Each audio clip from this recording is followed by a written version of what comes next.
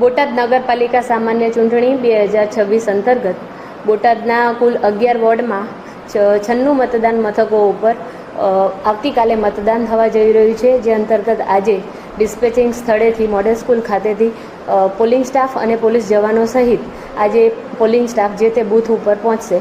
કુલ 11 route છે. દરેક route ઉપર દરેક બસની વ્યવસ્થા કરવામાં આવી છે અને દરેક બસ સાથે એક હથિયારધારી પોલીસ બંદોબસ્ત દરેક પોલિંગ સ્ટાફને જે તે બૂથ ઉપર પહોંચાડશે. પોલિંગ સ્ટાફમાં કુલ 580 પોલિંગ સ્ટાફ છે. પોલીસ સ્ટાફમાં 163 પોલીસ સ્ટાફને ડિપ્લોયમેન્ટ કરવામાં આવ્યું છે. 11 ઝોનલ અને 11 મદદનીશ ઝોનલ નિયુક્ત કરવામાં આવ્યા છે. ખાસ વ્યવસ્થાના ભાગરૂપે ઉનાળાને ધ્યાનમાં રાખીને આપણે દરેક બૂથ ઉપર છાંયડો અને મંડપના ગાળાની વ્યવસ્થા અને પાણીની વ્યવસ્થા કરવામાં આવેલ છે.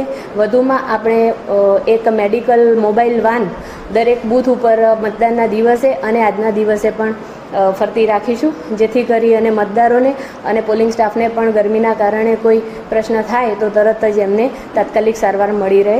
અને વધુમાં અત્રેથી પણ પોલિંગ સ્ટાફને અમે મેડિકલ કિટનું પણ વધારાનું વિતરણ કરવામાં આવ્યું છે. દરેક PSL ઉપર નગરપાલિકા સામાન્ય ચૂંટણીને લઈને મતદારોને મતદાન કરવામાં સરળતા રહે તેની સમજ માટે અમે એક EVM નિદર્શન બોર્ડ લગાવ્યા છે, જેથી કરીને મતદારો ચોઈસ કરી અને મતદાન કેવી રીતે કરવું અને રજિસ્ટર્ડ કેવી રીતે કરવો એમનો વોટ એ સારી રીતે સમજી શકે. બોટાદ નગરપાલિકામાં આપણે 15 સંવેદનશીલ મતદાન મથકો છે. દરેક સંવેદનશીલ જે PSL છે એટલે કે પોલિંગ સ્ટેશન લોકેશન, ત્યાં અમે પૂરતો પોલીસ બંદોબસ્ત અને એની સાથે એક વિડીયોગ્રાફરની વ્યવસ્થા કરી છે.